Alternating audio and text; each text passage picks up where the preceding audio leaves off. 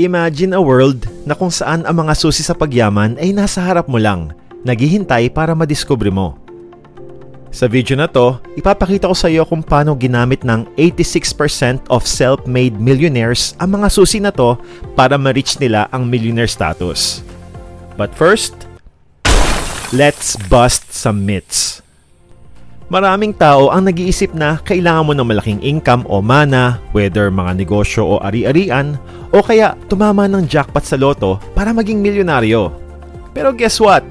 Only 21% ng mga millionaires ang nagmana ng kahit anong pera o properties at 3% lang ang nakatanggap ng 1 milyon or more.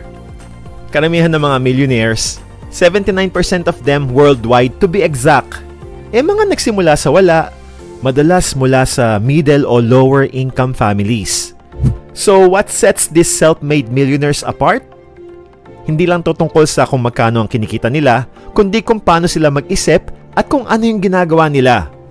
May 4 kasing importanteng questions na kailangan mo itanong sa sarili mo, at pag nasagot mo ng oo ang mga to, you will be on the right path patungo sa first million mo in a few years from now. Kaya tara, umpisahan na natin.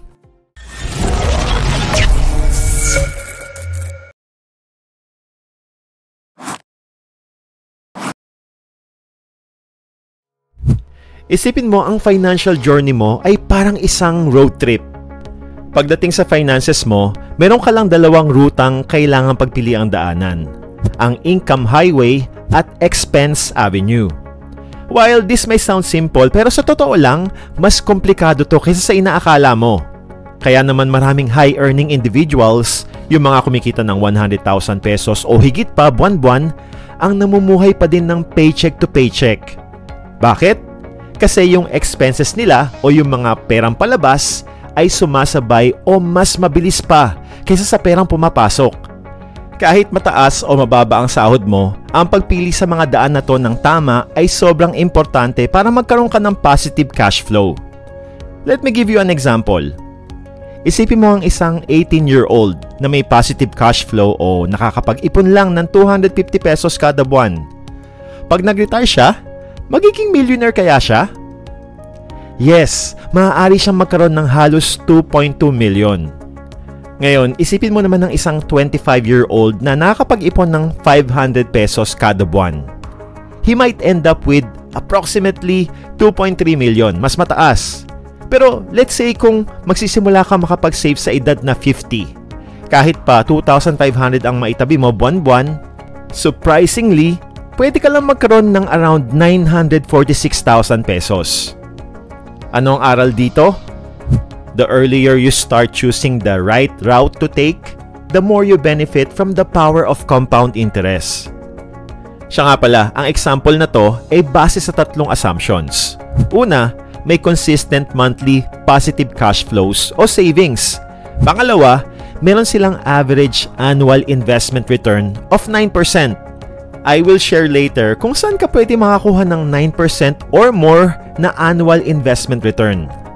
At number 3 is if you retire sa age of 65. Pag-uusapan natin yung mga factors na to mamaya. So paano ka makakapag-create ng positive cash flow? Let's talk about the first effective route for steering your financial journey to the right path. And that is driving carefully pag dumadaan ka sa expense avenue mo. Alam ko hindi naman exciting yung pagtatrack ng expenses, pero pwede itong maging eye-opening.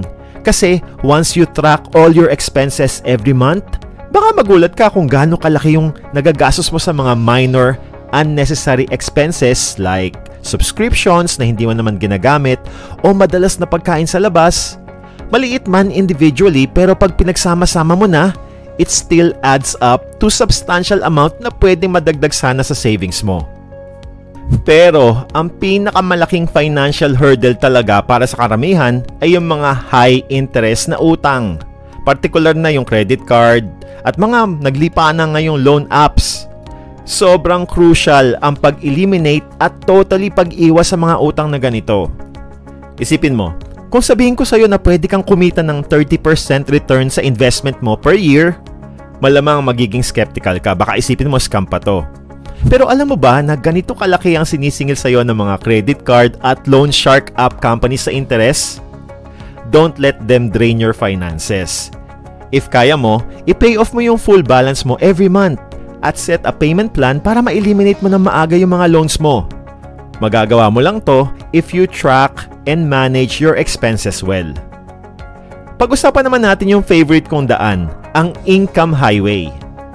Yes, mahalaga ang pag-iipon through cutting expenses, no doubt.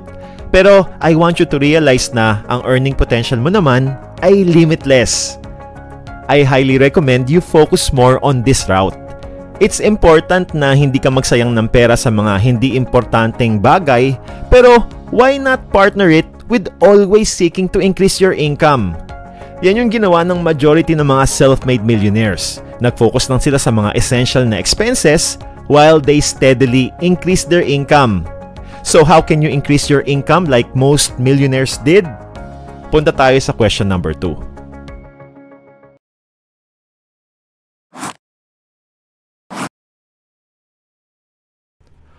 On average, majority ng millionaires have about 7 different streams of income. Pero lahat sila ay nag-umpisa sa isa, like their 9-to-5 jobs, and they created side hustles o side income. Kaya naman kung gusto mo maging milyonaryo very soon, do you explore the potential of a side hustle? Siguro mapapaisip ka, bakit ko pa kailangan magdagdag ng side hustle kung may full-time job naman ako? E di hingi na lang ako ng increase sa boss ko o mag-o-overtime na lang ako lagi. Sa regular 9-to-5 job natin kasi, madalas may ceiling yung kita. Dahil we can only work for a certain time in a day, di ba? Lalo na kung gusto mong mabuhay ng matagal. At kung mababa ang sahod mo, kadalasan dahil to sa dalawang reasons. Either yung work mo ay hindi na pe-perceive as valuable sa marketplace o underappreciated ka. Maraming tao ang nagrereklamo dahil parang pinsan ni Lucifer yung boss nila. Feeling kasi nila inaabuso sila ng sistema. Pero actually, this is only true for a small fraction of people. Lagi mong tandaan na money is simply a symbol of value. If you want to earn more money, you need to figure out a way to give more value. Kung tingin mo talaga hindi patas ang sweldo mo kumpara sa value na binibigay mo, oras na para maghanap ka ng bagong trabaho. But for everyone else, kung yung trabaho mo doesn't generate enough value, you need to create that value through a side hustle if seryoso ka talagang yumaman. Again, this is a side hustle, hindi side petics. So kailangan mo talagang mag-exert ng extra effort lalo na sa umpisa. Para sa karamihang may 9-to-5 jobs, freelancing ang magandang option. Example, kung marunong ka mag-edit ng videos dahil ginagawa mo yun as a hobby sa personal vlogs mo, you can offer your expertise sa mga content creators in exchange for a fee. May iba't ibang paraan para mag-charge ng services mo. You can charge per hour o you can charge base sa resulta. If magaling ka mag-English, for example, teach an English class sa mga Koreans online kahit every weekends lang. Kung magaling ka naman mag-gitara, set up a guitar class. Ang daming ways to create a side hustle. Kailangan mo lang maging creative at mag-explore. Kung wala ka pang marketable skills, it's time to learn. Sobrang in-demand ngayon ang video editor dahil sa dami ng content creators. Karamihan sa amin, hindi forte ang video editing, kaya dun ka pwedeng pumasok. Learn new skills. Ang daming mga tutorials sa YouTube about video editing for free. Again, kailangan mo lang talagang humasel lalo na sa umpisa. Imagine if you're able to earn, say, an extra 10,000 pesos every month from a side hustle. How will that change your life? Kasi kapag ininvest mo lahat yon sa isang investment vehicle na may 9% annual return, in 10 years, you will have 2 million pesos. Pero kahit gaano pa kalaki o karami ang side hustle mo, kung hindi mo naman masasagot ng oo ang third important question, wala din.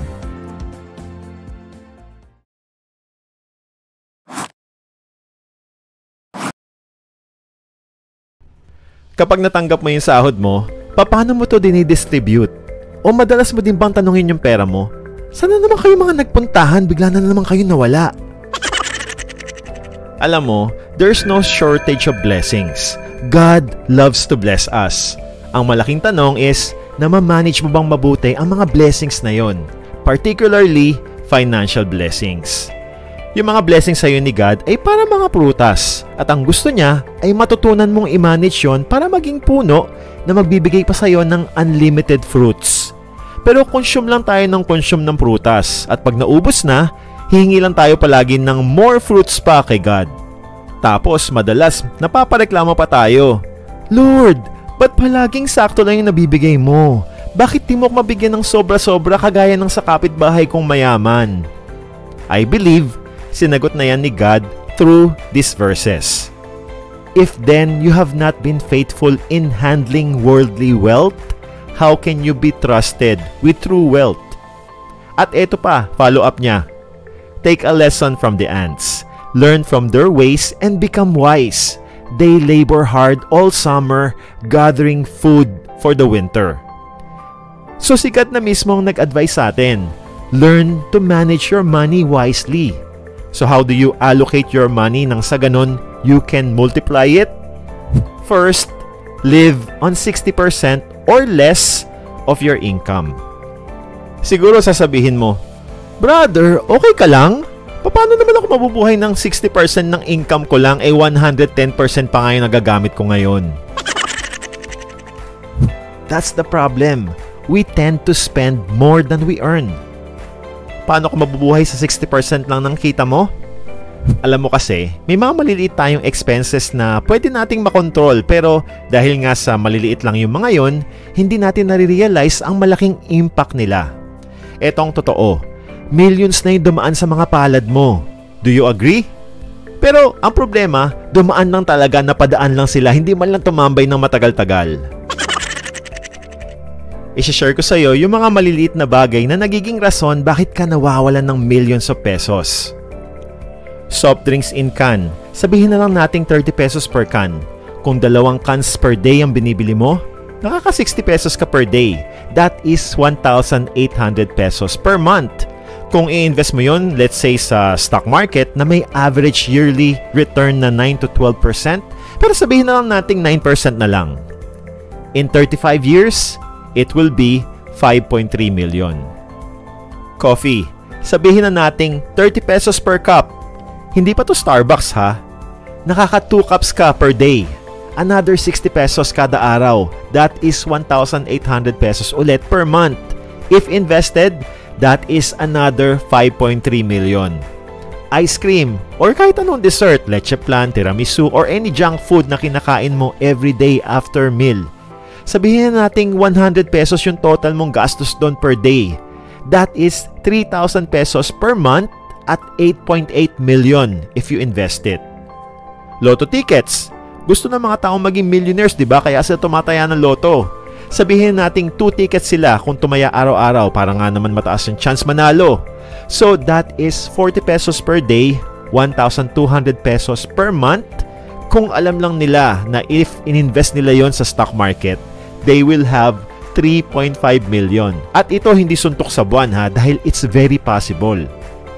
Mahilig ka bang bumili ng mga sale items buwan-buwan? Sabihin na nating 1,000 pesos yung ginagastos mo per month para dito. That is 2.9 million. At ito pa sa mga sisterhood, going to beauty parlor every month. Kapag straight ang buhok, ipapakulot. Kapag nakulot naman, gusto na pa straight. O gusto iba't ibang kulay ang buhok every month. Naku, ipapanood to ng wife ko, makaka-relate yon. Let's say that is 1,000 pesos per month. Another 2.9 million ulit yon if invested. Just these things alone, you would have thrown away a total of 28.7 million pesos. Hindi ko naman sinasabing i-stop mo lahat to, but learn to control and allocate your money wisely. The point is, the more you save and invest, the quicker you'll become a millionaire. Paano ka makakapag-save and invest? Live on 60% of your income. Then, ano yung gagawin mo sa 40% ng income mo? This is just my recommendation, but you can divide it base sa goals mo. My recommendation is, ilagay mo yon sa 4 special funds. Number 1, tithe fund. Yung first 10%, ibalik mo kay God. O help fund God's work. Ibigay mo sa church o sa charity na you believed in. Ang daming tao ang hindi pa rin to naiintindihan. But the reality is, sobrang blessed na tayo ni God. We just don't realize it. And when you give it back to Him, He will return it to you ng siksik, liglig at nag-uumapaw pa. Kasi we can never outgive God. Number 2, enjoyment fund. Yung next 10%, iset aside mo para sa enjoyment mo. Whether to save it for your vacation o para bilhin yung mga gusto mo, you can do whatever you want with this fund. Dito nasusobrahan ng karamihan ng mga tao eh. Kapag wala kang fund na sineset para dito, ito yung malaking dahilan bakit ka nagkakaroon ng utang. Tandaan mo, kung yung gusto mo ay hindi pa kayang bilhin ng enjoyment funds mo, huwag mo muna bilhin. Tiis-tiis muna kaysa naman magmukha kang social dahil naka-latest iPhone ka pero nabaon ka naman sa utang dahil dito. It's not worth it. Dagdag stress pa, di ba? Number 3, emergency fund. The other 10% ng income mo, ilagay mo sa emergency fund. Gawin mo to hanggang makaipon ka na ng katumbas ng 3 to 6 months ng sahod mo. Ilagay mo sa bank to para sa kahit anong uri ng emergencies, medical, house emergencies. Hindi yung emergency na biglang gumala yung mga tropa mo at nag-aya ng inuman ha. At number 4, wealth fund. Yung natitirang 10%, ilagay mo sa wealth fund. This is for your future. Ito yung ipapasok mo sa investment vehicle like stock market so you can surely build your millions over time. And once may 3 to 6 months ka nang nakasave para sa emergency fund mo, you can add that 10% sa wealth fund mo to reach your millions sooner. At bago ko i-share sa iyo yung pang-apat at most critical question na dapat mong masagot ng yes para sureball ka sa pagyaman, pakipitik mo naman muna yung like button kung nagugustuhan mo yung video na to. Salamat.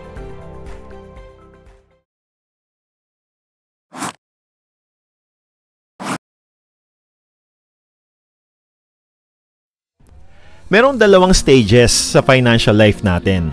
Ang unang stage ay when man works for money. At ang pangalawang stage naman ay when money works for men.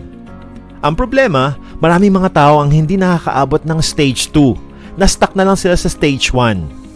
To be rich, your goal is to be in stage 2 or to have automatic money machines na kung saan 24/7 magtatrabaho sa iyo ang pera mo that will create more money. May 4 na klase ng automatic money machines. Number 1, real estate. Like apartments, condos, commercial lots, or space na pwede mong parentahan. Number 2, businesses. Na kung saan may mga employees ka na nagmamanage ng negosyo para sa'yo. Number 3, digital assets. Like mga cryptocurrencies like Bitcoin, Ethereum. At number 4, paper assets like bonds, mutual funds, o stocks. Sa 4 na to, ang pinakamabilis mong magagawa in a very small investment lang, as little as 1,000 pesos every month, pwede na. At subok pa ng panahon, ay ang pag-i-invest sa paper assets like sa mutual funds o stocks. This is what I want to recommend. Of course, you can still do real estate, businesses, at crypto later on. Pero kung nag-uumpisa ka pa lang, paper assets o investing in mutual funds or stock market is the way to go. Pero I must warn you, ang stock market ay delikado. Sabi ng statistics, 85% of stock market players lose their money. Pero kapag sinasabi ng mga tao na delikado ang stock market, they are referring to trading, not investing. May malaki kasing pagkakaiba yon. Trading is buying stocks at selling them within a day or a few days. Investing is buying stocks and selling them in a year, 5 years, 10 years, or more. Historically, for the last 50 years, ang average annual return ng stock market natin is 9.06%. And we are called emerging or developing economy for a reason. It means there's a lot of room for growth. Kaya naman when you invest in the biggest companies in the stock market, yung pera mo will work 24/7 for many years, giving you an annual return of 9% and potentially more. Katulad ng mga examples natin kanina. At kahit 1,000 lang ang kaya mong i-invest, no problem. As I create this, Ang Metrobank, which is one of the best companies na pwede mong pag-investan, is only selling their shares at 68 pesos and 70 centavos per share. And they only require a minimum of 10 shares. Ibig sabihin, 687 lang pwede ka nang magkaroon ng 10 shares ng Metrobank. And when you invest kahit 1,000 pesos lang every month to work for you in 30 years sa stock market with annual return na 9%, your money will earn you 1.8 million. Eh what if you can invest more? Kung wala kang alam sa stock market o wala kang oras para aralin kung ano yung mga companies ang the best pag-investan, i-check mo yung Truly Rich Club ng paborito kong mentor na si Brother Bo Sanchez. Dito, Brother Bo and his team of analysts na fully dedicated sa pag-aaral ng movement ng market will guide you step by step. They will tell you which stock to buy, kailan sila pwedeng bilhin, at kailan sila ibebenta. With this, mamamaximize mo yung kita ng pera mo over time. I-check mo yung Truly Rich Club. Ilalagay ko yung link nila sa description at pinned comment sa baba. Hindi mo naman kailangan mag-join sa Truly Rich Club kasi you can study how to effectively invest in the stock market on your own. Just start investing. The clock is ticking. Sayang ang panahon. Sobrang iksi lang ng oras natin dito sa mundo, kaya make it count. Ito nga pala yung step-by-step video na ginawa natin on how to invest 1,000 pesos sa stock market. Check this out. Maraming salamat sa panonood. Peace out!